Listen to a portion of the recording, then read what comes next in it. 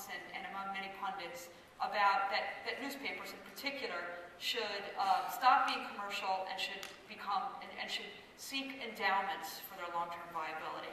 And I don't know if you've been following these pieces, there's quite a few of them online, and they're written by very intelligent people, but they all sort of seem to not get the point, in my opinion, which is, they think, oh, we'll just go out and we'll get some rich people to give us billions of dollars, because that's what we need in order for our long-term survival, and we'll have an endowment, and, then we'll be done. Well, I think all of us in this room know, first of all, it's not that simple. It happens over a lifetime of trust. And frankly, as I think many of you in the room know, that even having an endowment in this economy is no silver bullet. Generally speaking, I think we can do a much better job on the national level, at least speaking from the NPR side, and integrating and collaborating better with the stations and building a greater level of trust. I think we need to do that because we're all, these are difficult economic times, and it's not only a necessity, but it's also an opportunity for us to come together as a more cohesive system. And certainly we will do that on the radio side and continue with some of the things that we've begun, like the local news initiative. But some of the biggest opportunities, new opportunities, are in the digital realm, where I believe we can create really a national network around all of public radio that provides the kind of public service that is being, in some cases, not provided by other media companies that are suffering and reducing. How can NPR do hyper-local in a different way than other outlets can?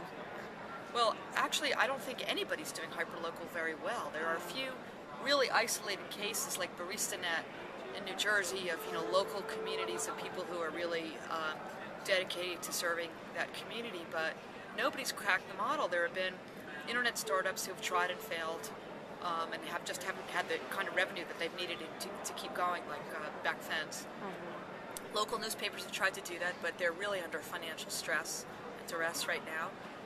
National newspapers can't do it because they don't have, the boots on the ground in all of the communities, and television really has other priorities. So I think really the landscape is wide open, and it's really something that not only we can do, but we really should do. It's part of our mission to serve communities on the local level. So I hope that we succeed where others have either tried and failed or not tried at all.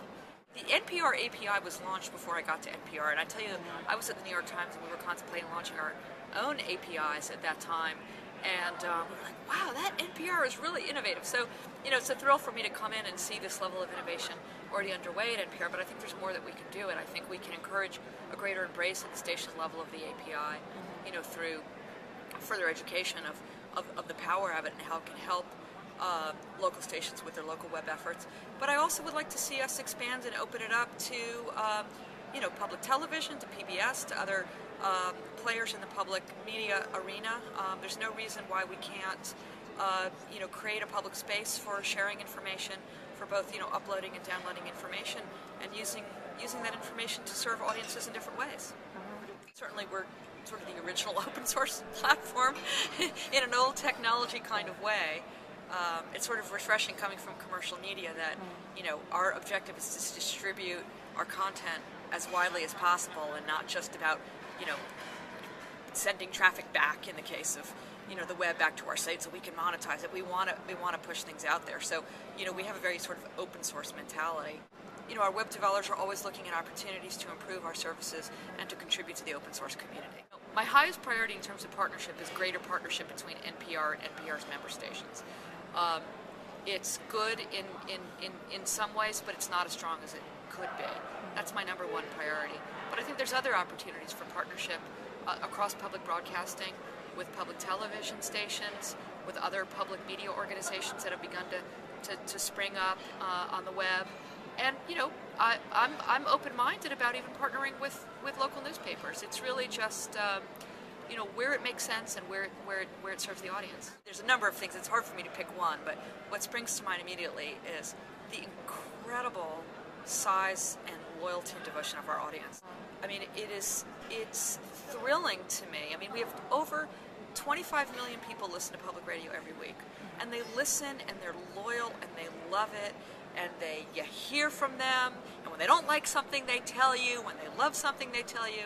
But even just as I go around and travel around the country, or even my own community, when I say that I work for NPR, people say, "Oh, I love that station," which is very funny on two levels, because on the one hand, it's so wonderful to get that affirmative response in every case.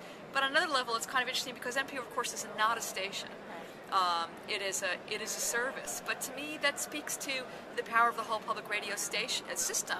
That people, just love it, and they'll call it whatever they want, but they're consuming it and they're listening to it, and they tell their friends, and it's very exciting.